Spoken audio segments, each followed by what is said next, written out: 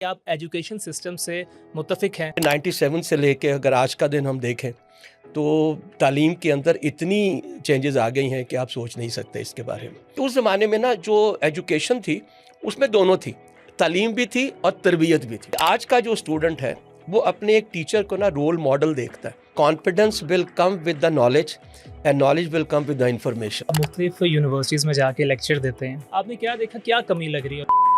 95% of your time is only communicating. मैं अपनी बच्चे की ज़िंदगी में पढ़ाई के अंदर तभी वैल्यू ऐड करूँगा जब मैं अपने नॉलेज में वैल्यू ऐड करूँगा। फेलियर का डर क्यों होता है इंसान में? लोअर मिडिल क्लास और एलीट क्लास, कॉन्फिडेंस जो है वो लोअर मिडिल क्लास में वो देखे। मैं सलूट करता हूँ आपकी ऑब्जर्वेशन को। अगर वो ये कॉन्फिडेंस शो ना करें, अगर वो स्ट्रीट स्मार्ट ना हो, वो तो सर्वाइव ही नहीं कर सकते बेचारे। उनको तो ये पता है कि मैं आज काम नहीं कीता तो कल मैं रोटी नहीं मिलनी।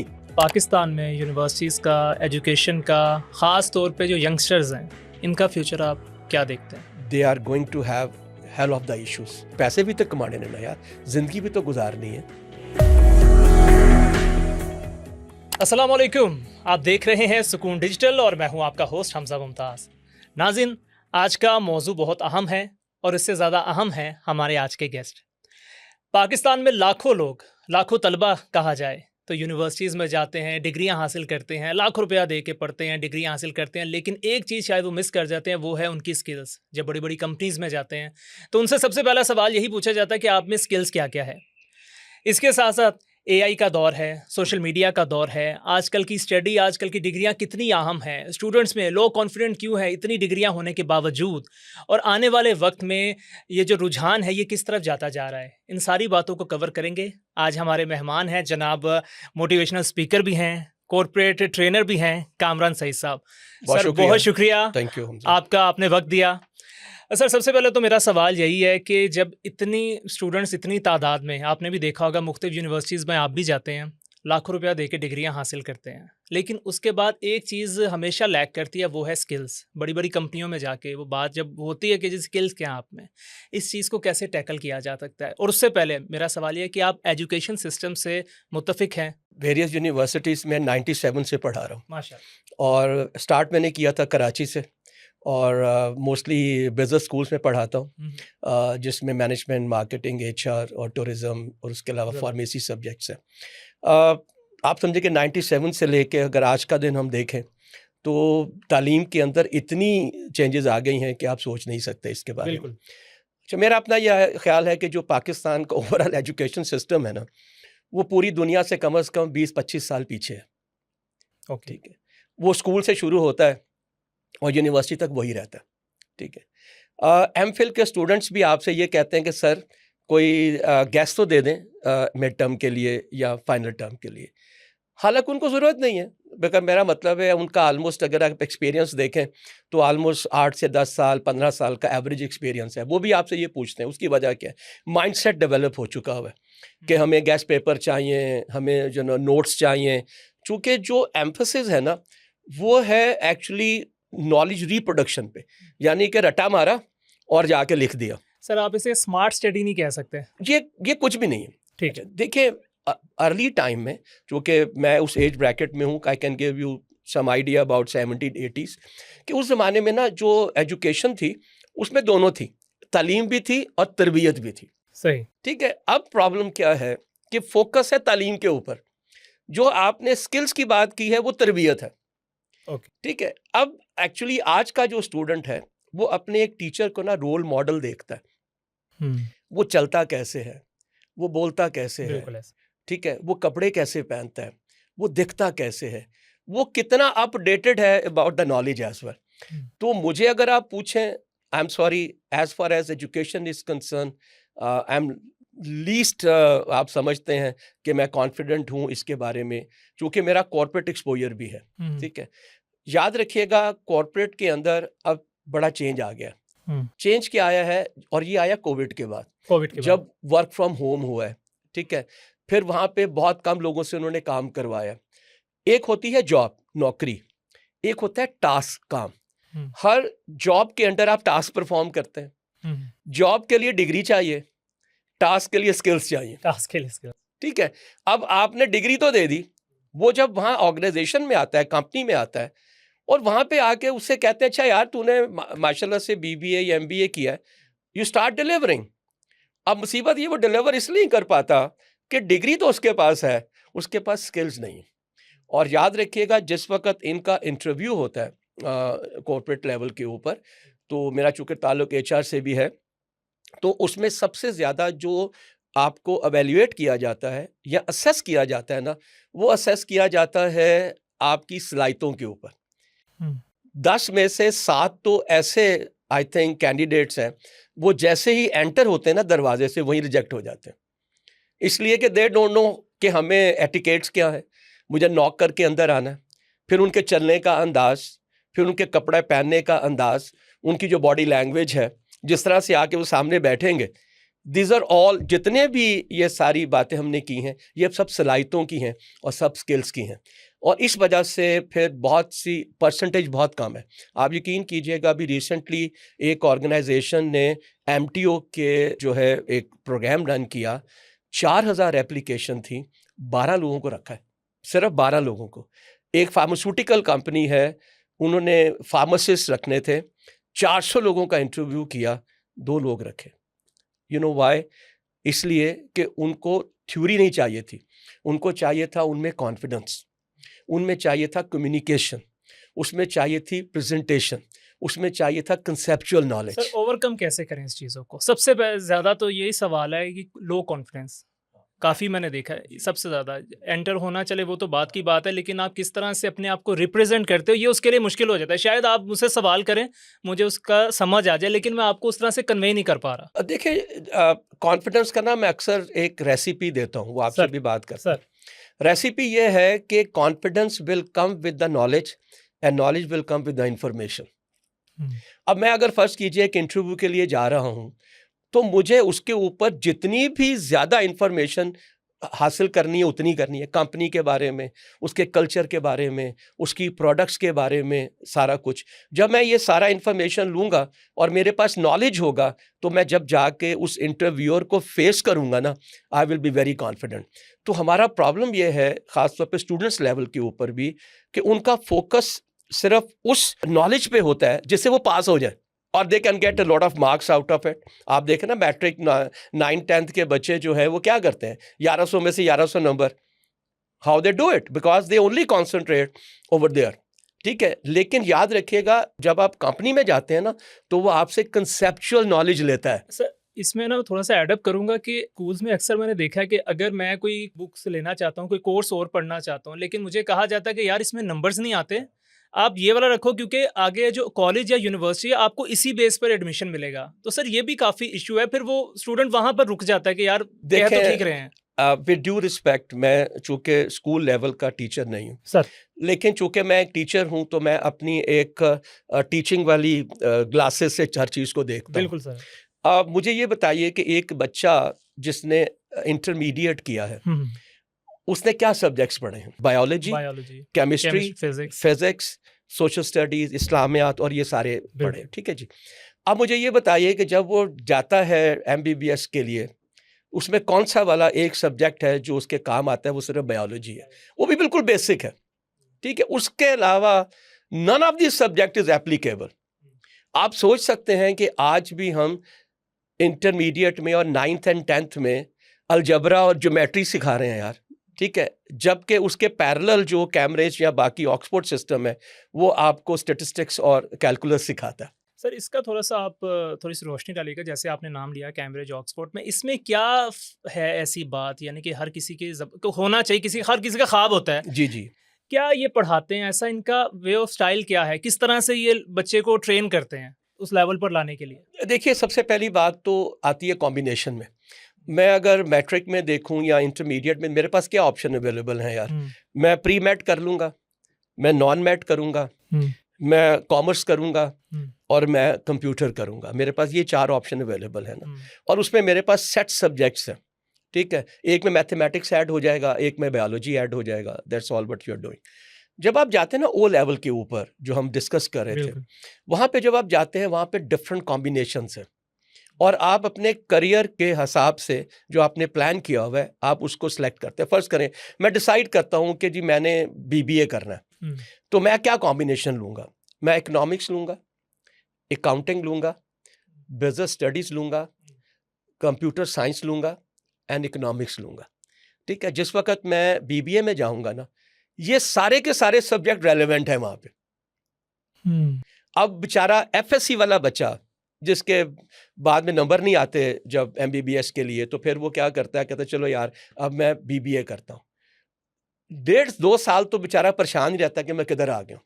चूंकि कोई भी ऐसा सब्जेक्ट नहीं है जो वो बीबीए में पढ़ा होगा, मे भी शायद एक इस्लामियात और सोलर स्टडी जब हमने लगा दिया है वो पाक स्टडीज़, उसके अलावा कोई सब्जेक्ट ऐसा नहीं है बेचारा जो रिलेटेड होगा। फिर आप जब वहाँ पे जाते हैं आपको साइकोलॉजी पढ़ें, आप लॉ पढ़ें, आप पर्सनल ग्रूमिंग पढ़ें, it's all your choices, it's all your choices. तो उसके सिस्टम में सबसे अच्छी बात यह है कि you can make your own combo. आप अपना कॉम्बो सेलेक्ट कर सकते हैं according to what your career plan is, सबसे पहले। नंबर 2, जो उनकी जो बुक्स है ना वो अपडेट होती रहती हैं। आई डोंट नो, मैं बहुत जानता नहीं हूँ कि अब 9th और 10th और 8th क्लास में क्या अपडेट हुआ होगा यार। I don't think so. मेरे ख्याल से तो इतना कुछ भी नहीं हुआ होगा। फिर उनके यहाँ पे एक बहुत इंपॉर्टेंट पार्ट है, उनके यहाँ पे जो बहुत फोकस है ना वो कंसेप्चुअल नॉलेज पे है। यानी कि जो आप पढ़ रहे हैं ना, क्या आप उसको किसी सिचुएशन में अप्लाई कर सकते हैं? अच्छा, हाँ जी बिल्कुल सही। ठीक है। वहाँ का बच्चा आप ये देखें कि मतलब 7वीं कि इस तरह से सर उनको ट्रेनिंग दी जाती है। 7वीं 8वीं में वो अपनी प्रेजेंटेशन बना रहा होता है पावर पॉइंट की, बल्कि छठी में बना रहा होगा। फिर उनके अंदर बहुत से ऐसे टूल्स का इस्तेमाल हो रहा है जिसमें कुछ वीडियोस चल रही हैं, कुछ और ऐसे बहुत से हैं इंटरएक्टिव किस्म के उनके टूल्स हैं लर्निंग के। वो हमारे यहाँ पे कहाँ से लाएंगे आप? सर यहाँ पर आपका ये कहने का मतलब है, जो मैं समझ, रेस लगी है जरा, नंबर्स की। बस नंबर्स की रेस है। अब ये हाल हो गया है। I have seen even the parents, वो कहते हैं यार स्कूल में भेजने का फायदा ही नहीं है। 9-10 की बात कर रहा हूँ मैं। स्कूल भेजेंगे तो फिर शाम को एकेडमी भी जाएगा या जाएगी, तो बेहतर ये एकेडमी में रखें हम लोग। देखिए सबसे बड़ी ट्रेजेडी तो ये है कि आपके जो मोस्टली स्कूल्स हैं वो तो शायद पूरे साल में 100 दिन भी नहीं खुलते। अभी रिसेंटली आपने देखा विंटर वेकेशन है, फिर समर वेकेशन है, फिर कुछ और इशू आ जाएगा, वही सारी छुट्टियां मिला लेना तो पता चलता है कि बस 100 दिन खुलता है सिर्फ। कम से कम एकेडमी जो है वो रोज तो खुलती है। अच्छा सर, एक चीज़ ज़रूर है, मैं पूछना चाहूँगा कि आप मुख्तलिफ यूनिवर्सिटीज़ में जाके लेक्चर देते हैं, हर तरह के स्टूडेंट्स को आपने देखा होगा, क्योंकि माशाल्लाह आपका एक्सपीरियंस इतना कि आप शायद देखते पहचान जाते यार इसमें क्या मुझे लैक लग रहा है। तो आपने ज़्यादातर क्या देखा, जो स्टूडेंट्स आपसे बात करते हैं, जो इंटरेक्टिव वे में बात करना चाहते हैं, आपने क्या देखा, क्या कमी लग रही है मुझ में कि जो आपने देखा कॉमन है सब में ज़्यादा? लैक ऑफ ग्रूमिंग नहीं है। ग्रूमिंग है ही नहीं है, बिल्कुल नहीं है। कम्युनिकेशन नहीं है। सबसे बड़ा जो ट्रेजेडी है ना वो कम्युनिकेशन है। ठीक है, देखिए कॉर्पोरेट वर्ल्ड में 95% of your time is only communicating.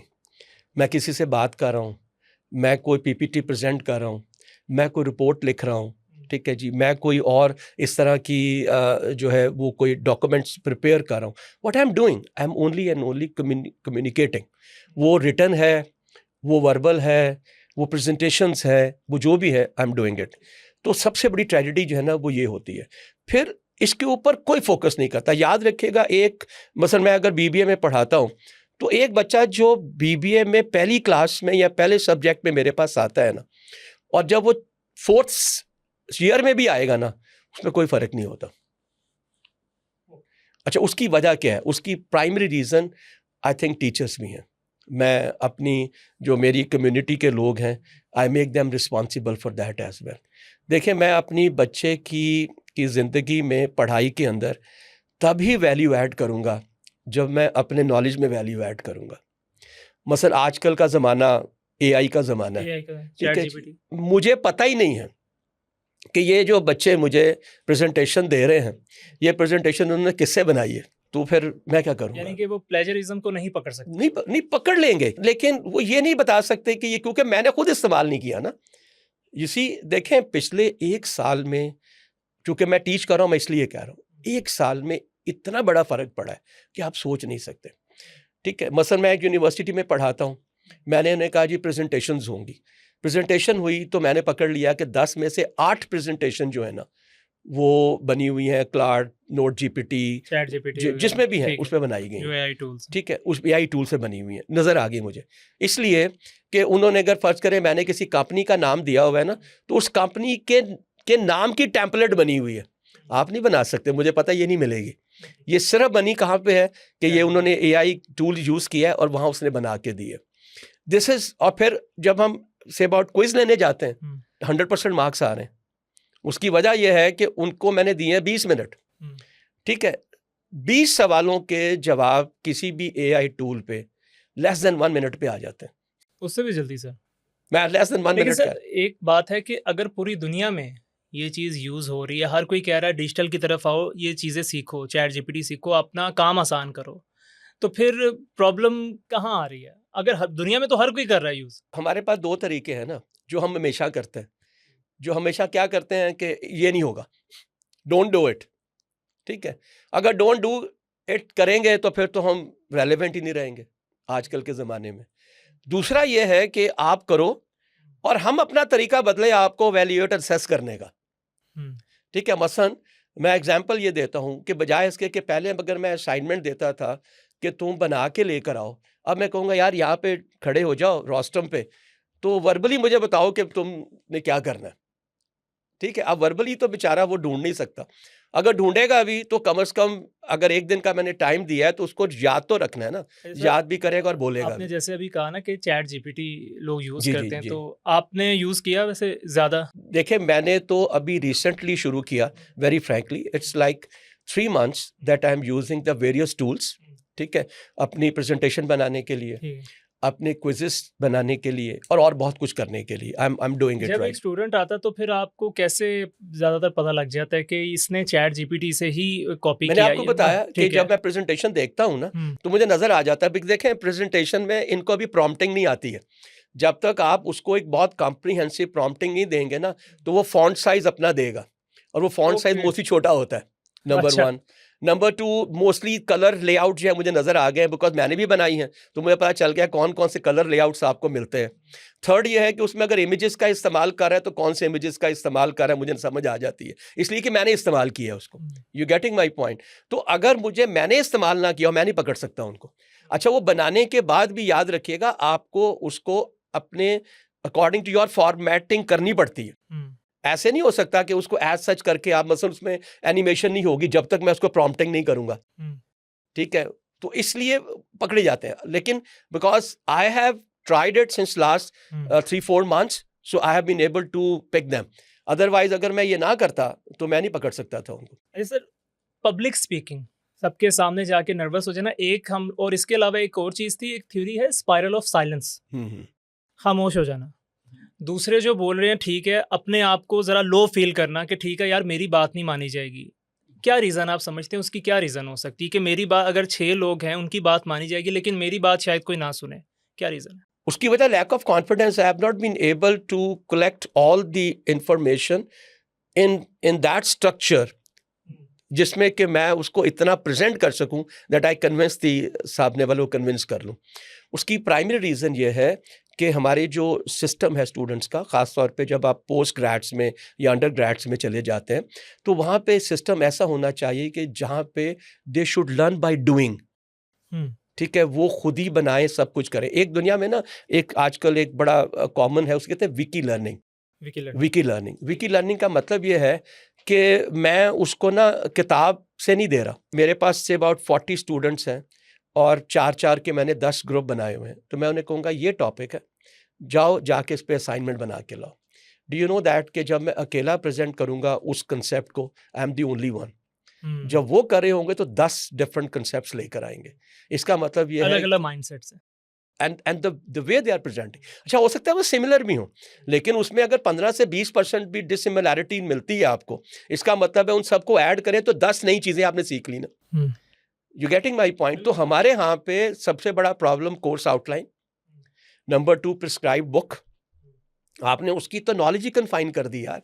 ये उस जमाने में ठीक थे जिस जमाने में आपके पास ये सारे डिजिटल टूल्स अवेलेबल नहीं थे, अब ये एप्लीकेबल नहीं है। You need to find out sir, something extra. Failure का डर क्यों होता है इंसान में? कोई भी चीज़ स्टार्ट करने से पहले जी, यानी कि कामयाब होना उस तरफ हम नहीं सोचते, 90% यही है कि जी फेल हो जाएंगे तो फ़ायदा कोई नहीं। असल में ना उसकी वजह ये है कि शुरू से ही हमारे दिमाग में डाल दिया गया है कि जी आपके ना 97% मार्क्स आने चाहिए मैट्रिक में, ताकि आप किसी अच्छे कॉलेज में चले जाएं। फिर कॉलेज में भी आपके 97 से 95% आने चाहिए, so that you can go to some good university as well, जो आपकी गवर्नमेंट यूनिवर्सिटीज़ है, बाकी तो प्राइवेट में आ जाती। तो उसकी वजह से क्या होता है कि हम घबरा जाते हैं। The focus is not to make experiments, the focus is not on creativity, the focus is not on the innovation, the focus is only and only getting the marks.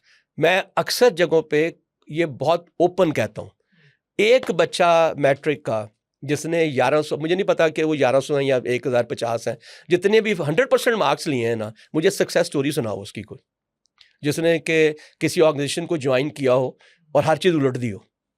नहीं है। अगर आप देखेंगे तो दुनिया के जो टॉप आपको परफॉर्मर्स मिलेंगे ना, वो ड्रॉप आउट्स हैं या बैक बेंचर्स हैं, ड्रॉप आउट्स हैं मोस्टली।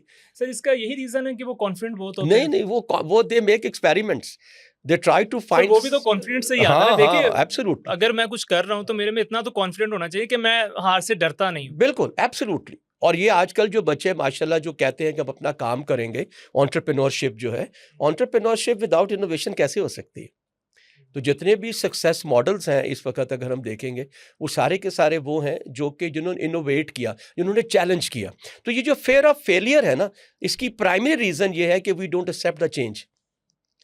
चेंज को एक्सेप्ट करने के लिए सबसे पहले माइंडसेट चाहिए आपको। सर मैं एक दोस्त के पास बैठा हुआ था, तो वो अपने बॉस की स्टोरी सुना रहा। उनको एक बिजनेस उन्होंने शुरू किया तो 4 करोड़ का लॉस हुआ एक दिन के अंदर। तो उन्होंने पूछा सर बड़ा अफसोस हुआ है, वो ऐसे हुए। तो उसने कहा कि बेटा ये भी ना, जो नुकसान है ना, ये बिजनेस का हुसन है जी। 4 आज करूंगा, कल को इससे ज्यादा कमाऊंगा, क्योंकि मुझे पता लग गया मैंने गलती कहाँ की थी, मैंने गलती अपनी पकड़ अक्सर ली। लोगों से ये कहता हूं कि कोई बात नहीं, नुकसान करो, लेकिन जितने का नुकसान किए ना उतनी की लर्निंग तो कर लो। अगर आपने 4 करोड़ का लॉस करके 4 करोड़ की लर्निंग कर ली है ना, फिर तुम अगले मेरे ख्याल में 4 अरब ही कमा लोगे, क्योंकि लर्निंग इज मोर इम्पॉर्टेंट। और याद रखिएगा, अगर आप पॉजिटिवली देखें ना, तो every failure is a learning. Exactly sir. मुझे आप ये बताइए कि जब मेरा एक्सपीरियंस किसी भी कंपनी में 15 साल का हो जाता है तो मेरी वैल्यू बढ़ जाती है ना। 1 साल वाले की वैल्यू अगर 50,000 है तो 15 साल वाले की वैल्यू कम 5 लाख तो है ना। तो वो क्या है, वो जो लर्निंग है वो लर्निंग ऑफ फेलियर्स है, क्योंकि आप हर एक गलती से सीख रहे होते हैं। और अगर आप सीख रहे हैं फिर कोई परेशानी नहीं है, फिर ये जुर्म नहीं है गलती करना, because you are learning and you are never going to repeat it again. और वही सबसे बड़ा तजर्बा है आपको जो मिल रहा होता है। छोटी सोच क्यों लोगों में है, और छोटी सोच वालों के साथ उठना बैठना वाकई आपका भी फेलियर बनेगा? उसकी बहुत छोटी सी रीज़न है ना जी, वो फिर वही माइंडसेट वाली बात आती है। आप मुझे बताइए कि हमारे घरों में हमारे जो पेरेंट्स हैं उनकी सबसे बड़ी सोच क्या होती है? ये डॉक्टर बनेगा, ये इंजीनियर बनेगा, ठीक है, तो उनके साथ मेरे साथ डॉक्टर लगना चाहिए, ठीक है। कोई ये नहीं कहता कि ये मेरा बच्चा जो है ना, ये दुनिया की सबसे ऊंची जो चोटी है वो सर करेगा। You getting my point? बिल्कुल। सो जब आप उसको बेचारे को टारगेट ही वो देंगे तो आप कैसे एक्सपेक्ट करेंगे कि उसके बियॉन्ड वो सोच सके? अच्छा, फिर बच्चा सोचता है। याद रखिएगा, आजकल के बच्चे माशाल्लाह they are very very kind of intelligent, वो सोचते हैं, लेकिन हमारे पेरेंट्स जो हैं वो उन पे इम्पोज करते हैं। मेरा अपना ये ख्याल है कि बच्चों की तरबियत में और उनके विजन के अंदर जो ये नैरोनेस जो आपने कही है, उसकी प्राइमरी रीज़न पेरेंट्स हैं। अच्छा सर, आपके पास कितने स्टूडेंट्स आते हैं ये प्रॉब्लम्स लेके कि कुछ बनना चाहते हैं लेकिन सपोर्ट नहीं है, फाइनेंशियल सपोर्ट नहीं है, तो इस तरह से कैसे आप कहते हैं कि यार इस तरह से इन चीज़ों को टैकल करो? देखिए, कल ही इत्तेफाक से एक जगह पे एक बैच था टर्नीज का, वो ONA लेवल पे थे। उनसे मैंने इंटरेक्ट किया, तो बेसिकली वो हेल्थ साइंसेस में जाना चाहते थे, यानी कि डॉक्टर, फार्मेसी या ये करना चाह रहे थे। तो मैंने उनमें पूछा, उनमें से 50% वो थे जिन्होंने ये कहा कि actually I don't want to follow the health sciences. कोई IT कह रहा था, कोई अपना कारोबार की बात कर रहा था, कोई कुछ कर रहा था। तो मैंने कहा फिर then why you are doing it then? कहता है वो मेरे पेरेंट्स ने मुझे ये कहा है, इसलिए ये मैं कर रहा हूँ। तो आपके सवाल का जो जवाब है वो प्रिसाइसली यही है। डिग्री ना हो तो पढ़ा लिखा कंसीडर नहीं किया जाएगा। आपके लिए ना एक बड़ी खौफनाक बात बताने जा रहा सर। हूँ जो आजकल बहुत ज़्यादा एक्सपोज की जा रही है। ये जो जेन जी बीटा है जो 2025 में पैदा हुए हैं, उनके बारे में कहा जा रहा है कि वो फॉर्मल एजुकेशन नहीं लेंगे। Why is that, sir? भजन आने वाले वक्त के आप देखें तो सही स्किल बेस्ड है। मसलन प्रॉम्प्ट मैनेजर या prompt specialist, you need a degree, you don't need a degree for that as well. ठीक है, आपने फर्ज कीजिए डेटा एनालिटिक्स करना है, तो डेटा एनालिटिक्स के लिए आपको डिग्री करनी है कि सर्टिफिकेशन करनी है। इसीलिए दुनिया की top universities have started focusing on certifications. Time नहीं है। ये जो हमारे बच्चे होंगे ना जो बीटा वाले हैं, ये चांसेस दिए हैं कि 16 साल से 18 साल की उम्र में प्रैक्टिकल लाइफ में एंटर हो जाएंगे, because they will be only doing the certifications. ठीक है, ये सिर्फ सर्टिफिकेशन कर रहे होंगे। ठीक है, मसलन एसईओ हो गया, डिजिटल मार्केटिंग हो गया, सोशल मीडिया मैनेजमेंट हो गया। Is it good according it's good for them. देखें, इस वक्त एक बच्चा जो बीबीए करता है, 4 साल लगाता है और पैसे खर्च करता है, उसको जब बेचारा बाहर आता है तो जो जॉब मिलती है वो 30 से 50 हज़ार रुपए की है, एक्सेप्ट किसी टॉप यूनिवर्सिटी से किया हो। आप ज़्यादा बता रहे जितना चलो मैंने कह दिया 30 से 50 साल है, जी, जी। 50 हज़ार। अगर वही बच्चा एक ग्राफिक डिजाइनिंग का 1 साल का कोर्स कर ले और वो थोड़ा बहुत दिमाग उसका हो and he knows how to do it, passion हो काम करने का, वो बड़ी आसानी से लाख रुपया ले लेता है।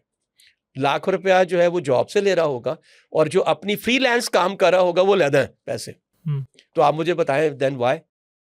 ठीक है, मैं आपकी बात समझ रहा हूँ। आप पता है आप क्या बात कर रहे हैं? आप कर रहे हैं हमारे माशरे के माइंडसेट को। हमारे माशरे का माइंडसेट को कहते हैं ऑक्यूपेशनल स्टेटस, यानी कि पेशा वराना इज्जत। हमारे यहाँ पे इज्जत किसकी है? डॉक्टर की है।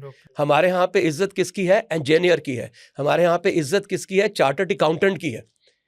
सी, आप दुनिया में कहीं चले जाएं, मेरे घर जो कारपेंटर आता है शायद वहां पे कनाडा के अंदर, वो मेरे लिए ज्यादा रिस्पेक्टेबल है, उसके बगैर तो मैं काम भी कोई नहीं कर सकता। You get. और वो ज्यादा बेहतर कमाता है, क्योंकि मैं तनख्वाह लूटा हूं उसमें से 40-45% टैक्स देता हूं, उसको तो कैश मिलता है। इस माइंडसेट को कैसे चेंज किया जाए? बहुत टाइम लगेगा यार, बहुत। और ये नामुमकिन है? नामुमकिन है कि दुनिया में नामुमकिन तो कुछ भी नहीं है, लेकिन हमें अगले 10 साल की अपनी एक एजुकेशनल पॉलिसी बनानी पड़ेगी which should start from the elementary level. आपको पता है दुनिया में जो स्कूलिंग होती है, पहले 5वीं तक एलिमेंट्री है, फिर आपका मिडिल स्कूल है, फिर आपका हाई स्कूल है।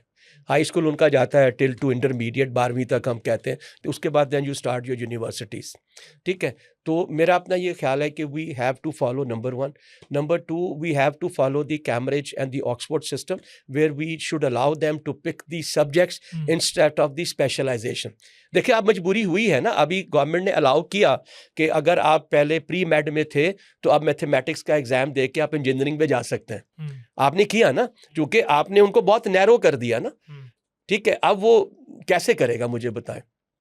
सो इसलिए in my view it is important कि हम अपनी जो सब्जेक्ट्स हैं, एक तो उसका पूरे का पूरा उसको ब्रॉड करें, जैसे न्यूट्रिशन है, लॉ है, साइकोलॉजी है, तो इस तरह के सब्जेक्ट्स को हम ऐड करें। तो लेकिन ये 10 साल का, और दुनिया में मॉडल्स हैं, आप देखें कि कितना बड़ा पैराडाइम शिफ्ट है कि दुनिया के जो टॉप मॉडल है स्कूल का वो फिनलैंड है। ठीक है जी, वहाँ वो कहते हैं कि स्कूल 10 बजे शुरू होते हैं। वो कहते हैं ये बहुत बड़ी बेवकूफ़ी है कि आप एक बच्चे को सुबह 6 बजे झंझोड़ के उठा लें कि तू तैयार हो तो हूँ जाके तू स्कूल जाना हैगा। आप सोच सकते हैं वो बच्चा बेचारा लेट भी नहीं होना, सुबह 6 बजे तक उठाना है मैं, वहाँ पे 10 बजे जाते हैं, 3 बजे वो आते हैं। You know, one of the best education system is in Finland. तो हमारा, आप मुझे बताएं कि कितना बड़ा पैराडाइम शिफ्ट है। सर, सोशल मीडिया, इस पर ज़रूर बात करनी चाहिए। सोशल मीडिया पे सक्सेस स्टोरीज में बहुत देखता हूँ, काफ़ी लोग देखे सक्सेस कोचेस बने हुए हैं जो बताते ज़रूर हैं, उसके बारे में कुछ रोशनी आप डालना चाहेंगे? आपने जिस वक्त मुझे ये कहा कि मैं एक मोटिवेशनल स्पीकर हूँ, तो मैं आपको रोक नहीं सका, but I never call myself as a motivational speaker. Okay, ठीक है जी। देखें, हम उनके साथ ऐसी बातें कर देते हैं कि वो एक ऐसी, जैसे एक खिलौने को चाबी दे दी, वो जो उसको छोड़ दिया, और वो जो टकरे मार रहा है, कभी इस दीवार पे लग रहा है, कभी इस दीवार पे लग रहा है, कभी इस दीवार पे लग रहा है। You should motivate, but you should motivate by telling them that what you need to do. वो तभी होगा जब आप उसकी प्रॉब्लम्स को आइडेंटिफाई करेंगे, उसकी वीकनेसेस को आइडेंटिफाई करेंगे। 40 लोगों के बैच में मैं स्टैंडर्डाइज किस्म की एक मोटिवेशनल स्पीच नहीं दे सकता, बिकॉज हर एक बच्चे का या हर एक इंडिविजुअल का अपना एक प्रॉब्लम है, उसका अपना एक ज़हन है, उसका अपनी एक सोच है, उसकी अपनी एक वीकनेसेस हैं, उसकी अपनी एक स्ट्रेंथ्स हैं। How I can do it? So मैं आई डोंट थिंक सो कि हम इसको कर सकते हैं। ज़्यादातर मैंने देखा स्टूडेंट्स में वो यही कह रहे होते हैं कि यार वो अपने आप बताने की बजाय ना अपनी स्टोरी वो हमारे प्रॉब्लम हल करे, मैं उस तो तरफ आपसे ही तो कुछ मैं जाए तो ना। आपको यही कह रहा हूँ ना हाँ, कि मैं जब एक इंडिविजुअल को एड्रेस कर रहा हूँ ना, तो मुझे उसकी वीकनेसेस पता होनी चाहिए, मुझे उसकी स्ट्रेंथ्स पता होनी चाहिए, ठीक है, मुझे उसकी प्रॉब्लम्स को आइडेंटिफाई करना चाहिए, मुझे उसके एम्बिशंस को आइडेंटिफाई करना चाहिए, मुझे उसकी जो पास्ट सक्सेसेस है उसका रिकॉर्ड होगा तो मैं करूँगा ना, वरना मैं कैसे उसको बता सकता हूँ? तो ये कभी भी इस तरह की, हाँ बहुत अच्छी बात है अगर हम फर्ज करें उनको स्पिरिचुअली मोटिवेट करें, वो डिफरेंट चीज़ है। वो जो इलामा इकबाल कहते हैं ना कि निगाहें मर्द मोमन से बदल जाती हैं तकदीरें, लेकिन याद रखें वो मुर्शद है। मुर्शद के लिए तो बोलना भी ज़रूरी नहीं। आप जब पीर साहब के पास जाते हैं तो क्या वो बोलते हैं आगे से? वो आपको देख रहे होते हैं, आप उनके सामने ऐसे करके बैठे होते हैं और स्पिरिचुअली कनेक्शन आपका हो रहा होता है और वो कुछ ना कुछ ट्रांसफ़र आपको मिल रहा होता है। दिल की तसल्ली तो हो रही होती है ना, वो बात समझ आती है। लेकिन जब हम बात करेंगे इसको रैशनैलिटी की, लॉजिक की, तो फिर then you need to have this. Sir, माशाल्लाह काफ़ी यूनिवर्सिटीज़ में जाके ऑलमोस्ट सभी यूनिवर्सिटीज़ का आपने विजिट किया है, नाम लिए बगैर कोई आपको लगा कोई ऐसी यूनिवर्सिटीज़ में जहाँ पर आप सिस्टम से ज़रा मुत्तफ़िक रहे कि यार ये बाकी यूनिवर्सिटी से ज़रा हटकर है, यहाँ पर मुझे ज़रा थोड़े से इनोवेटिव लोग मुझे नज़र आए हैं? देखिए वो तो मेरा नहीं ख्याल कि हमें छुपाना चाहिए, क्योंकि मेरा ज़्यादातर ताल्लुक बिज़नेस इंस्टीट्यूशन से है और ये हर शख्स जानता है कि जो इस वक्त लाहौर के अंदर टॉप यूनिवर्सिटी है मैनेजमेंट साइंसेस की, उनका जो तरीक़ाकार है, इसको पेडागॉजी कहते हैं सिखाने का, वो मोस्टली बेस करता है कंसेप्चुअल पे, इनोवेशन पे, क्रिएटिविटी पे।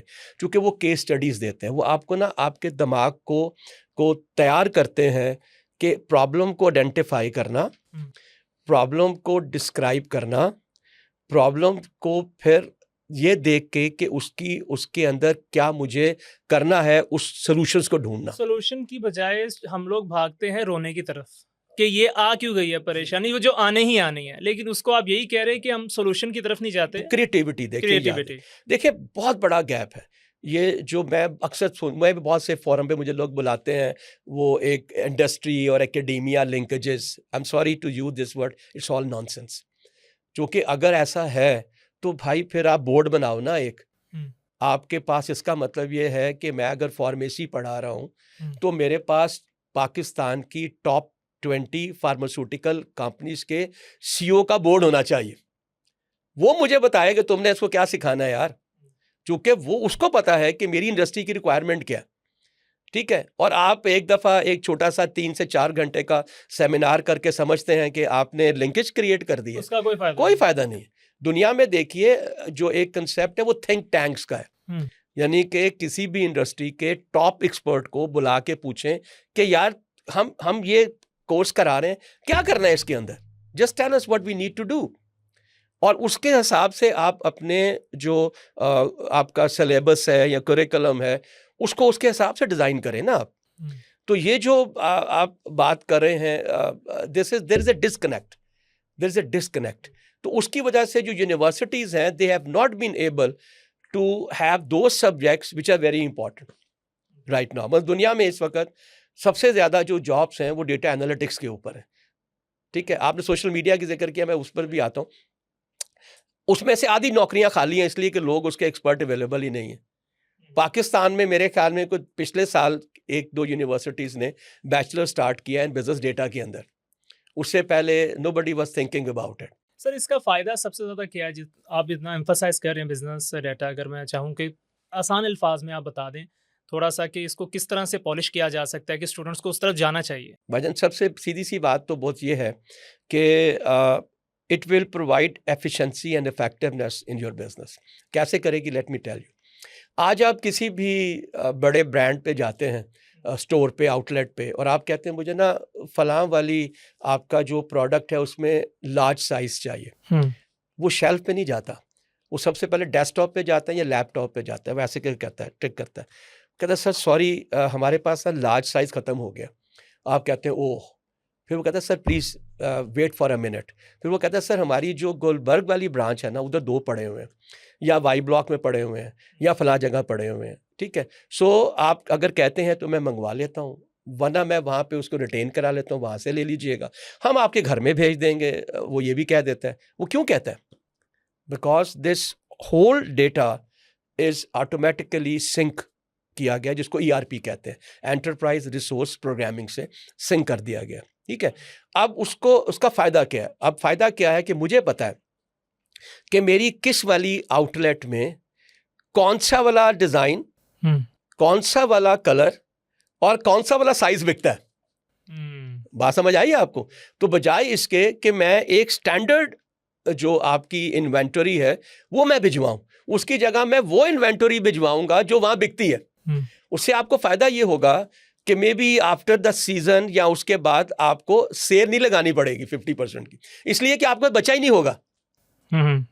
This is what the data is, right. आज अगर एक बेकरी वाले को ये नहीं पता कि मेरी कौन सी वाली आउटलेट पे कौन सी वाली पैटीज, कौन सा वाला सैंडविच, कौन सा वाला कपकेक बिकता है, तो क्या होगा? वो पड़ा रहेगा ना। और वो पेरिशेबल आइटम है, याद रखिएगा, 24 घंटे के बाद आपने उसको रिप्लेस करना ही करना है। तो दिस इज डेटा एनालिटिक्स ना। डेटा एनालिटिक्स ये कहता है कि जो डेटा अवेलेबल है पहले उसको अपने हिसाब से डिस्क्राइब करो कि ये मुझे चाहिए, ठीक है। उसके बाद उसके ऊपर से फिर प्रिडिक्ट करो ये क्या क्या रहा है, राइट, डायग्नोस करना, और फिर आखिर में क्या है, प्रिस्क्राइब करो कि इसका मुझे इलाज क्या है। तो आप सोचें कि विदाउट डेटा तो आप कुछ भी नहीं कर सकते। आप मुझे बताइए, सोशल मीडिया की बात करें तो उसमें क्या होता है? गूगल एनालिटिक्स आता है ना, बिल्कुल, ठीक है, फेसबुक एनालिटिक्स आता है ना।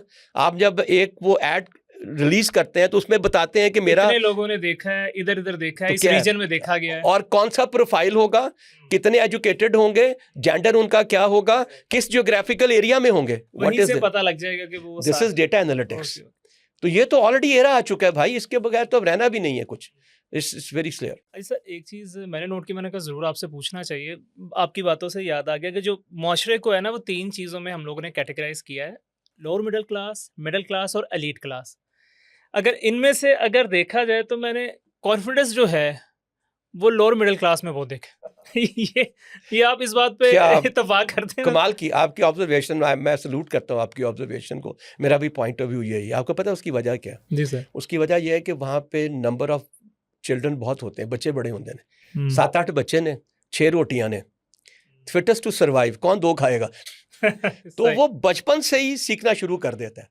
दे आर स्ट्रीट स्मार्ट, ये याद रखिएगा। एग्री। वो कॉन्फिडेंस जो है ना वो स्ट्रीट स्मार्ट से आया हुआ है, ठीक है। वो वहीं से एक बच्चा चालाक होना शुरू हो जाता है। उनका प्रॉब्लम सर्वाइवल का है।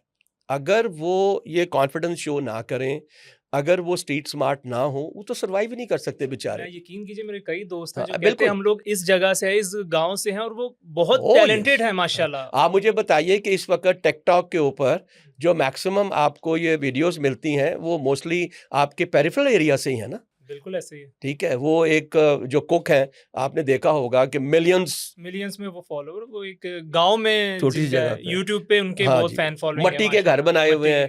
वी गेट फैसिनेटेड जब वो मट्टी की हांडी बनाता है, कोयले पे या लकड़ी पे वो खाना पकाता है। तो व्हाट इज दैट?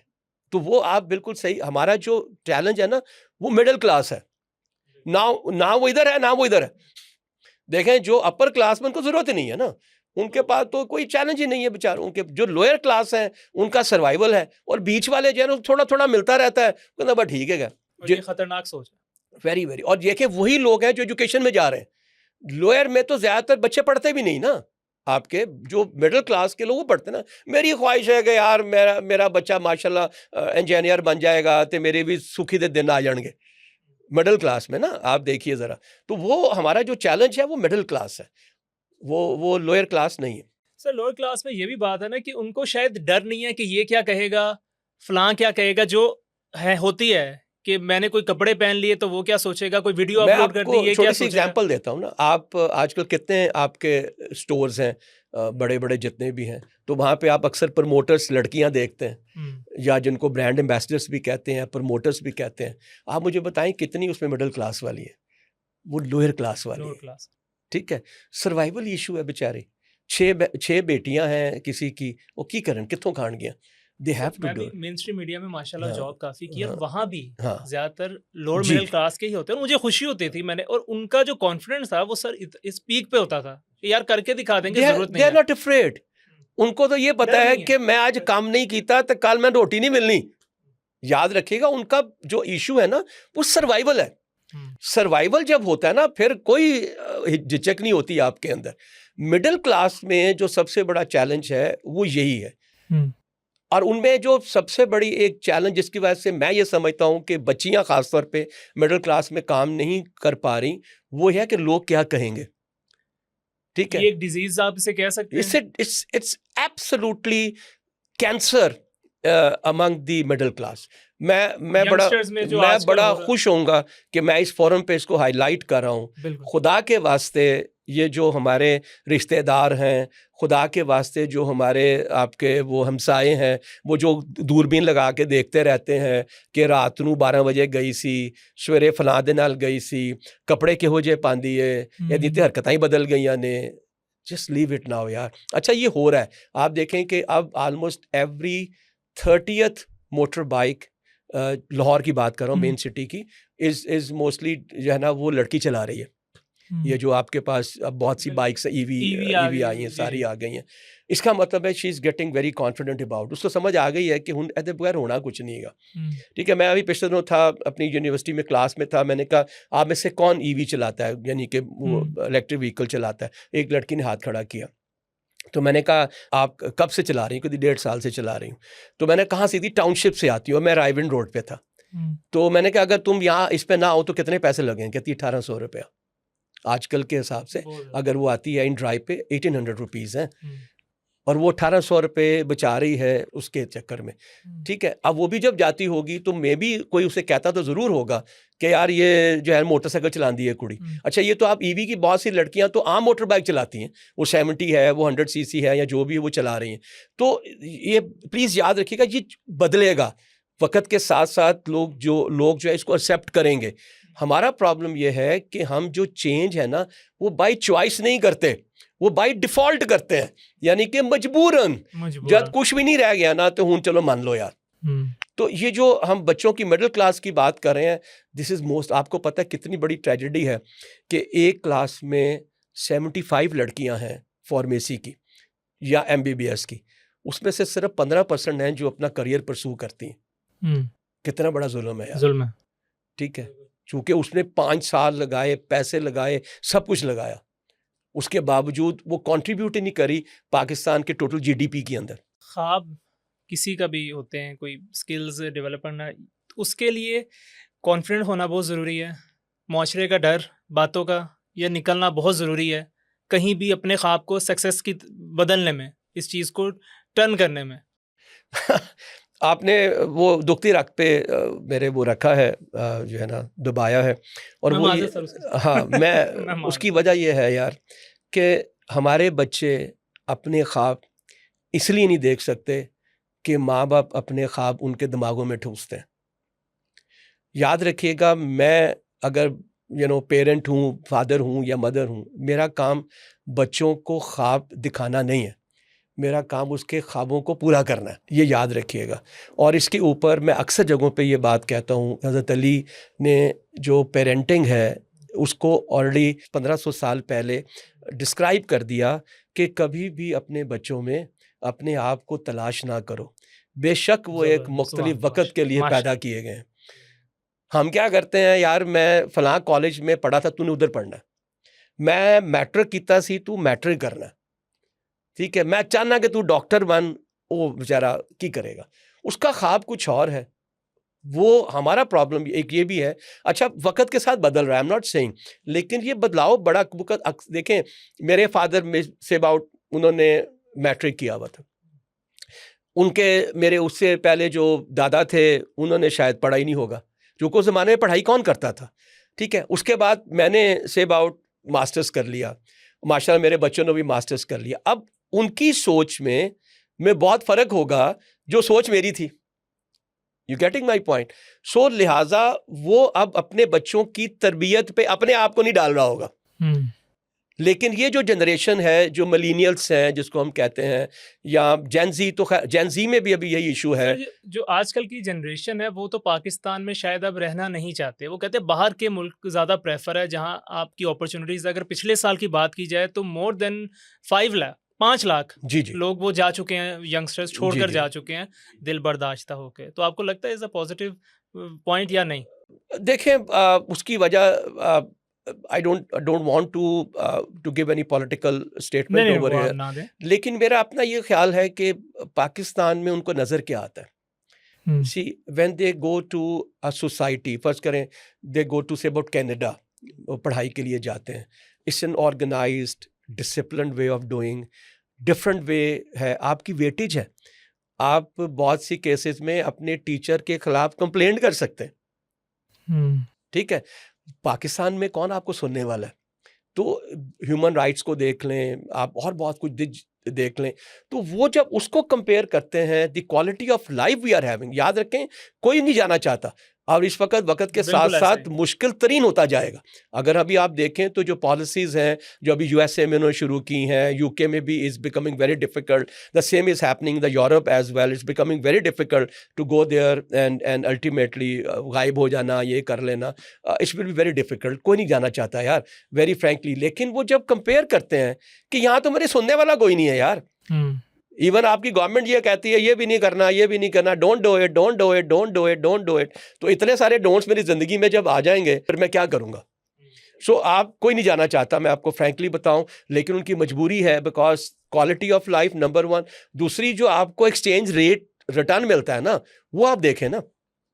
आने वाले 5 सालों में पाकिस्तान में यूनिवर्सिटीज़ का, एजुकेशन का, ख़ास तौर पे जो यंगस्टर्स हैं, इनका फ्यूचर आप क्या देखते हैं? देखिए, मैंने शायद आपसे ये कहा था कि पहले जब चेंजेस हो रही थी ना एजुकेशन सिस्टम में, या फर्स्ट करें कॉर्पोरेट वर्ल्ड के अंदर, वो कोई 2-2, 3-3 साल के बाद होती थी। अब ये 3 दिनों के बाद होती हैं। मैं आपको सीरियसली बता रहा हूँ कि अगर यूनिवर्सिटीज़ ने अगले 1 से 2 साल में अपने आप को ना बदला, they are going to have hell of the issues. और उसकी पहला साइन शुरू हो चुका है। आपने शायद पढ़ा होगा कि हेल्थ साइंसेस में आपके पास MBBS, फार्मेसी और इस तमाम में मोर देन 600+ सीटें अभी भी खाली हैं।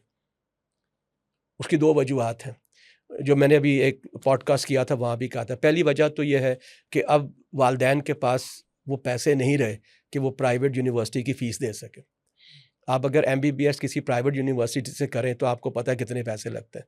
I don't want to tell you right now. और वो पैसे अंदाज़न बस एक गेस 80 लाख से लेके 1 करोड़ रुपया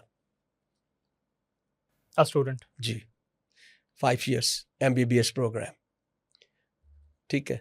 अब मुझे ये बताइए कि जब उसने वहाँ से निकलना है ना, तो उसको जो सैलरी ऑफर होनी है ना वो 50,000 रुपये है, अगर मिल गई तो, अगर मिल गई तो। वो भी आगे जाके चांस पर अब ही मुझे है। आप बताएं 6 लाख रुपए आपने 1 साल में कमाए, ठीक है।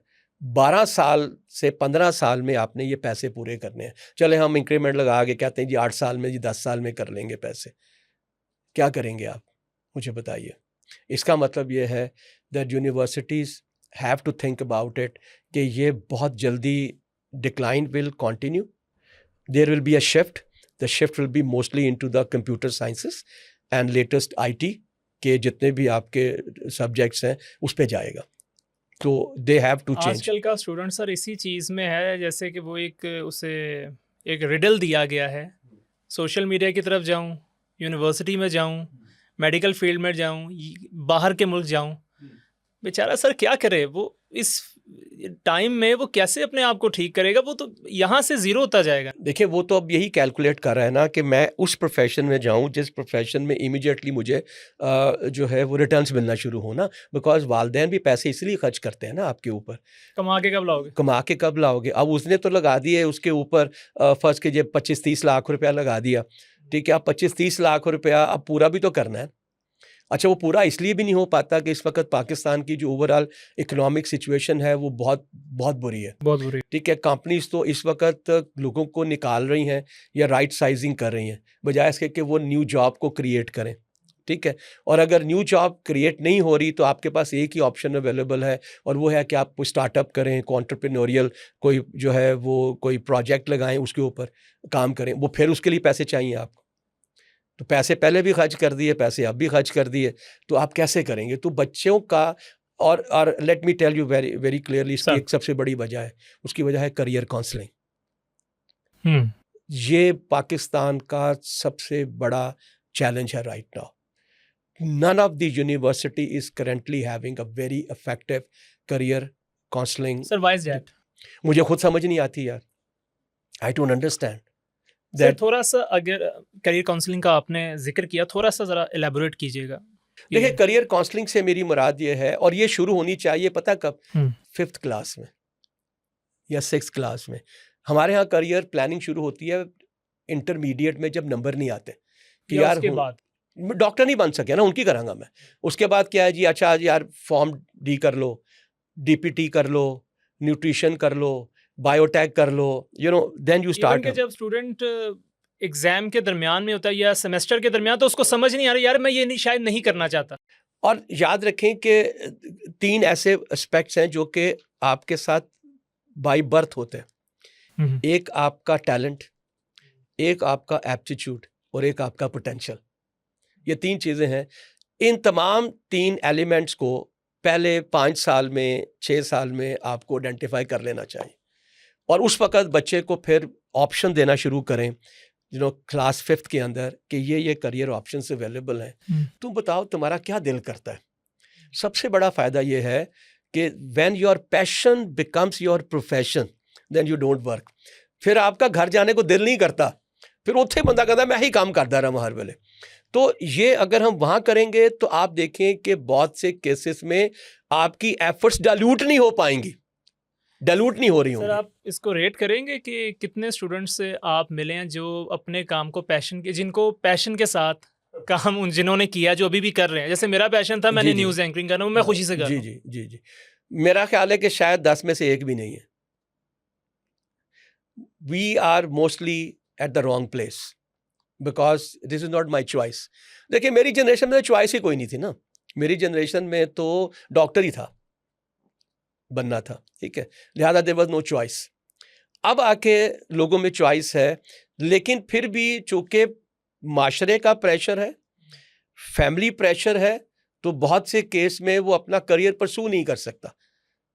ठीक है, मतलब एक मेरी स्टूडेंट थी, शी वाज अ फार्मासिस्ट, ठीक है, and she was also kind of a singer as well.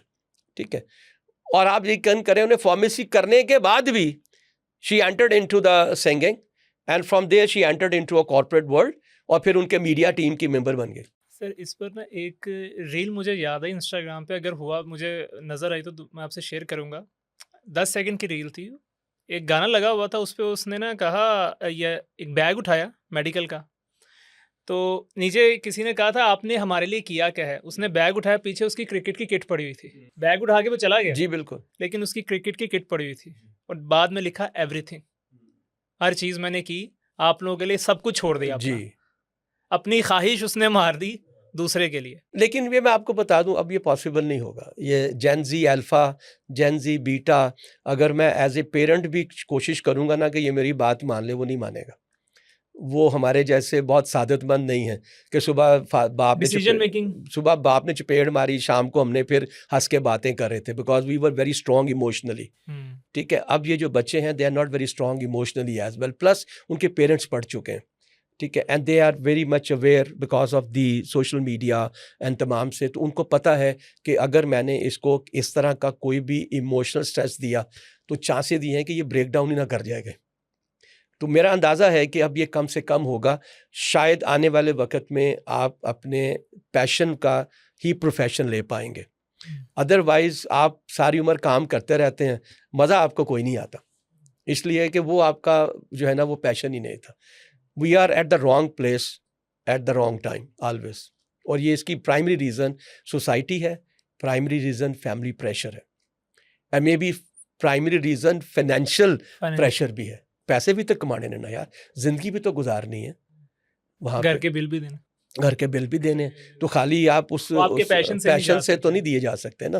तो इसका मतलब है कि जो भी पैशन उसको अलाइन तो आपने प्रोफेशन से ही करना है ना, और प्रोफेशन को अलाइन करना है फाइनेंशियल गेन से, वो होता रहेगा। तो डिसीजन चलते मेकिंग बहुत जरूरी है सर, ये सब। देखिए decision making, always remember decision की जो जो आप डिसीजन करते हैं ना, उसके लिए इंफॉर्मेशन का होना बड़ा ज़रूरी है। पहले तो सारी डेटा या इंफॉर्मेशन तो इकट्ठी कर लो यार, फिर डिसीजन करोगे ना। डिसीजन के लॉजिक होता है ना, कोई रैशनैलिटी होती है, उसके बगैर तो नहीं होता कुछ। बगैर, आप मुझे बताएं, बगैर रैशनैलिटी के कैसे कर लेंगे डिसीजन? You can't B. आपने तो तंदूर भी लगाना, तो आपको कैलकुलेट करना पड़ता है कि इसके में एक रोटी मुझे कितने की पड़ेगी। उसमें आप गैस का बिल भी डालते हैं, बिजली का बिल भी डालते हैं, उसमें आटे की कीमत भी डालते हैं, उसमें लेबर भी डालते हैं, सब कुछ डाल के करते हैं ना, ऐसे तो नहीं कर सकते। So it is important that जब भी डिसीजन जब भी होगा ना, वो रैशनल होगा। वो कभी भी, यस मैं मानता हूँ इंट्यूटिव जो आपके अंदर से कई दफ़ा निकलती है, वो भी ऐसी नहीं होती कि जिसके पीछे कोई लॉजिक ना हो, चूँकि आपका दिमाग लाशोरी तौर पे सबकॉन्शियसली ऑलरेडी उस पर काम कर रहा होता है। और वो काम किस वजह से कर रहा होता है कि there is lot of experience knowledge available in your processor. तो वो भी जब आपको इंट्यूजन आती है ना, वो गट फीलिंग आती है कि यार क्या कर लेने, ठीक है, तो उसके पीछे भी लॉजिक होती है। Sir for students how to overcome negative thoughts? बहुत मुश्किल काम है। ओवरऑल नेगेटिविटी को ओवरकम करना बहुत इश्यू है, क्योंकि बचपन से हमें आदत पड़ चुकी है। We are having a negative attitude. ये जो एटीट्यूड है ना, इसको मैं अगर आप डिफाइन करूं तो इसका मतलब होता है the consistent response of an individual to a stimuli. इसका मतलब है कि बार बार जब भी मेरे साथ कोई भी आप एक्ट करेंगे, उसके अगेंस्ट जो मैं रिएक्ट करूंगा, वो मेरा एटीट्यूड होगा। हमारे इर्द गिर्द इतनी नेगेटिविटी है, इतनी नेगेटिविटी है कि पॉजिटिव रहना बहुत मुश्किल काम है इस पार्ट के अंदर, इसके अंदर। बिकॉज आप फर्स्ट करें वो स्टूडेंट यूनिवर्सिटी में है, ठीक है, और यूनिवर्सिटी में आप सोचें कि क्या क्या नेगेटिविटी हो रही होगी। उसका टीचर है, कैफेटेरिया है, उसके क्लास है, बैचमेट है, ये सब के सब इसी फ्रेम ऑफ माइंड में। अगर टीचर भी आके आपको कहता है कि यार मैंने की मिले आने साल के बाद मैंने कुछ किया है, वो बेचारे क्या सोच रहा होगा। तो ये जो ओवरऑल हमारे यहाँ पे हम वैसे भी पाकिस्तानी बहुत ज़्यादा नेगेटिव फ्रेम ऑफ माइंड में रहते हैं। क्यों? और उसकी उस एनवायरनमेंट है आपकी। There are lot of don'ts in our life यार। आप मुझे बताइए ना, बजाय इसके हम सोल्यूशन ढूंढें। हम सॉरी, जो कि अब ये हो चुका है इसलिए मैं कह रहा हूँ कि पिछले 10-15 साल से हमने बसंत नहीं मनाई ना, ठीक है, तो बजाय इसके कि हम सोल्यूशन ढूंढें, जो आज आपने इतने सालों के बाद आपके दिमाग में आया कि ये इसका सोल्यूशन है, ठीक है, तो वाई 15 ईयर्स? इसका मतलब है डोंट्स है ना, वन विली नहीं करनी, डोंट्स हैं। We might have a champion in one willy as well. You getting my point? आप जगह रख लें कि ऐसे करो यार, ये हमने उसका बनाया हुआ है, क्या कहते हैं, मड का है, यहाँ पे आपको चोट नहीं लगेगी, ये यहाँ से आपको पूरा ड्रेस मिलेगा, वो ड्रेस पहने जिससे आपको चोट नहीं लगेगी। You might get a amazing, देखिए Pakistan has a amazing talent. आप सोचें कि आज भी 2026 के वर्ल्ड कप का फुटबॉल पाकिस्तान बना रहा है यार। आप सोचें तो सही यार, 160 प्लस कंट्रीज के अंदर we are the only one who are making it. तो why anybody is not telling you that this is the positive part talent of की कमी नहीं है, टैलेंट के आगे नेगेटिविटी आ जाती है, रिसोर्सेज आ जाते हैं, लोगों का बिहेवियर आ जाता है, एनवायरनमेंट है, कुछ भी नहीं है, कुछ भी नहीं है, इट्स ओनली एनवायरनमेंट। आप सोचें कि हम स्क्वॉश की बादशाहत कायम नहीं रख सके यार। अभी भी कुछ बच्चे हैं बेचारे खुद ही इंडिविजुअली टैलेंट में आके कर लेते हैं, जहांगीर खान जैसा। अदरवाइज आप मुझे बताएं क्या किया हमने? हमें कुछ भी नहीं करना था, हमने कोड बनाने थे इंटरनेशनल स्टैंडर्ड के और लोगों से कहना था आओ आके करो। अच्छा, उसमें फिर आपके जो यूथ है ना, उसका भी कसूर नहीं है। मैं आपको बताऊं, how many like sports complex you have in Lahore? गिने चुने 8-10, अ फ्यू 8-10 होंगे। तो आप मुझे बताएं, वो बेचारा जवान बच्चा जो है, जिसके अंदर लॉट ऑफ एनर्जी है, वो कितने एनर्जी कटेगा जाके? वो तो वहीं नहीं करना, खेलेगा। अच्छा, ये भी किसको मिलती है? वो जो बेचारे एलीट क्लास है, जो फुटसॉल खेल लेते हैं जाके, इसलिए कि वो 5,000 रुपये घंटा दे सकते हैं वहां पे, ठीक है। आप वो आजकल वो आ गया पैडल आ गया, पैडल, ठीक है जी, वो भी कौन करेगा? वही करेगा ना यार। वो 3000 रुपये दे सकता है, एक गेम दे तो तब करेगा ना। उचरा बेचारा मिडिल क्लास का बंदा है या लोअर क्लास को तो खैर जरूरत ही नहीं बेचारे को, मिडिल क्लास अलग ही करेगा। लेकिन सर कभी कभी वो नाम ऐसा कर देते हैं जो जैसे अरशद नदीम, मैं कहता हूँ वो जहाँ पर कोई स्पोर्ट्स कॉम्प्लेक्स नहीं था, कोई कुछ नहीं था, लेकिन वो भी no, what we have done, we got a hero. He should have been one of the role model. We should have made an academy for him so that he can train.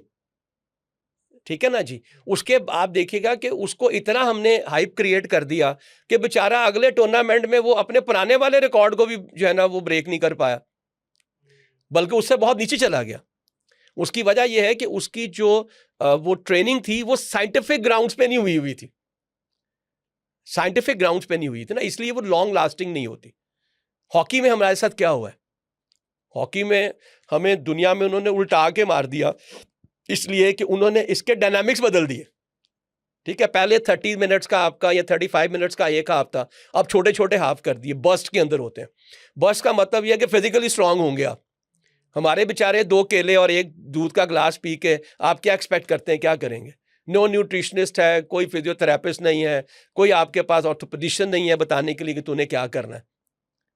So what we are doing, we this country unfortunately does not have any direction. और मज़े की बात यह है कि वो वाला मुल्क जो 70s के अंदर जब पूरा यूरोप अंधेरों में था ना, उस वक्त हम 5 साल मंसूबा बनाते थे। मुझे याद है रटा मारना पड़ता था हमें मैट्रिक में, 5 years प्लान जो बनता था। ठीक है सर, वो लोग थे हम लोग जो आज यूएसए की कॉर्पोरेट कंपनीज ने 90s में आके इंप्लीमेंट किया to have a strategic plan for 3 to 5 years। हम कब करे थे? 70s में। कमाल की डायरेक्शन थी, कमाल का फोकस था, और बच्चे ग्रूम्ड होते थे। मैं सेंट्रल मॉडल से पढ़ा हूँ, लोअर माल से। ठीक है, और we were groomed because of the culture over there, because of the teacher over there. We got disciplined because of that as well. You getting my point? लेकिन point, but अब आप जब इसको देखते हैं तो we are not getting it. उसकी वजह यह है कि we have lost the direction. बाकी मुल्कों ने डायरेक्शन पकड़ ली, हमने अपनी डायरेक्शन छोड़ दी। हम कभी इधर जाते हैं, कभी हम इधर जाते हैं, कभी। उसकी वजह यह है कि जितनी भी आपकी पॉलिसी कोई गवर्नमेंट बनाती है, फर्स्ट करो उनको अच्छी भी बनती होंगी ना, that should be consistently taken. What is happening to your textile export, why it is not? अच्छी भली चल रही थी ना एकदम से, फैसलाबाद वो सर नाम था। आप यकीन करें, I know the textile companies 3 शिफ्टें कर रही थी, 3 शिफ्टें। आज वो हाफ शिफ्ट में काम कर रही। So what's that? It's because of the environment is same, the orders are the same, everything is the same, but we just have made some policies which are not applicable right now. ठीक। और हम bit and pieces में करते हैं, पहले यह कर लो, फिर ये कर लो, फिर ये कर लो, पैच वर्क करते हैं। ठीक है, कोई ऐसा सिस्टम नहीं करते कि सारे मिल के एक ही तरफ जा रहे हो। सर लास्ट में जी टिप्स जो कॉन्फिडेंस लेवल को बूस्ट करे whenever you are entering an auditorium, so what should be the line of action according to you? मैं आपको छोटी सी मैं अपने स्टूडेंट्स को ये कहता भी हूँ, मैं आपको भी आपके थ्रू ये बात कर लेता हूँ। मैं किसी क्लास में चला जाऊँ, मैं किसी ट्रेनिंग सेशन में चला जाऊँ, मैं किसी इवेंट पे चला जाऊँ, फ्रंट वाली सीटें खाली होती। स्टूडेंट जो है वो जब भी आएगा सबसे आखिर में बैठेगा। What it shows lack of confidence. ठीक है, मैंने अपने बच्चों को माशाल्लाह दे आर वेरी सक्सेसफुल एक ही चीज़ सिखाई थी, you have to sit on the front. एक एग्जांपल मैं आपसे शेयर करूंगा। हम लोग कराची में थे तो वहाँ पे वो एक नया प्ले लैंड में वो बना, एक बोट थी, ऐसे चलती थी, ऐसे गिरती थी बिल्कुल। तो मैंने उनको बच्चों को कहा कि मैं टिकट्स लेके आ रहा हूँ, 2 बच्चे उस वक्त मेरे थे, तो आप बैठो। मैंने देखा तो पीछे बैठे हुए थे। मैंने कहा why you are sitting over here? कहता है वो डर लगता है। मैंने कहा you sit on the front, I will be along with you. मैं सेंटर में बैठा हूँ, दोनों को ऐसे करके पकड़ा। ठीक है, ऐसे गई, ऐसे गिरी, बड़ी खौफनाक था वो सारा। लेकिन उनको मैंने एक ही चीज़ सिखाई, you have to sit on the front. Number 1 confidence के लिए, क्योंकि जब आप फ्रंट पे होते हैं ना तो फिर आप अल्टीमेटली अपने आप को एक्सपोज कर रहे होते हैं। ठीक है, so throughout the years you have to sit on the front, number 1। Number 2, जब भी आप किसी भी इवेंट पे हो, किसी भी सेशन में हो, किसी भी क्लास में हो, यू एटलीस्ट आस्क 1 क्वेश्चन। उस सवाल के पूछने से डबल फ़ायदा है आपको। नंबर 1 फ़ायदा ये है कि आपकी कम्युनिकेशन बेहतर होगी, आपको अल्फाज का चुनाव करना पड़ेगा कि मैं अपने टीचर से क्या पूछ रहा हूँ, नंबर 1। नंबर 2 ये फ़ायदा होगा कि जो सवाल आप पूछेंगे उसका जवाब आपको मिलेगा, you get satisfied because you have learned something new as well. ठीक है, तो मेरे पॉइंट ऑफ व्यू से इट इज़ वेरी इंपॉर्टेंट, 2 काम भी अगर आप कर लें। और तीसरा जो मैंने आपसे कहा था कि कॉन्फिडेंस हमेशा नॉलेज से आता है, नॉलेज हमेशा इन्फॉर्मेशन से आती है। किसी भी एरिया में आप कॉन्फिडेंट होना चाहते हैं, you gain as much knowledge as possible, as much information as possible. आप देखेंगे कि आपका स्टाइल ही डिफरेंट होगा। एक वो वाला इंटरव्यू जिसमें आप बगैर प्रेपरेशन के जाएंगे, और एक वो वाला इंटरव्यू जिसमें कि आप 2 दिन की तैयारी करके जाएंगे उस कंपनी के बारे ज़मीन में, आसमान का कल्चर फ़र्क के होगा। बारे में, लोगों के बारे में। जब आप सामने बैठ के उसको कह रहे होंगे ना, well I am very impressed from your last launch which you have done, वो अगला भी परेशान हो जाएगा कि यार ये कैसा प्रेपरेशन करके आया। जी नाज़रीन, तो हमने कामरान साहब से बातें की, उन्होंने ये बहुत मुफीद टिप्स दी कॉन्फिडेंस के हवाले से, आजकल की जेनज़ी के हवाले से, क्या उनको करना चाहिए और क्या नहीं, और किस तरह से आप अपना एनवायरनमेंट है वो बेहतर बना सकते हैं। उम्मीद करते हैं आपको ये पॉडकास्ट अच्छा लगा होगा, और अच्छा लगे तो हमारे चैनल को ज़रूर सब्सक्राइब करें। अल्लाह हाफ़िज़।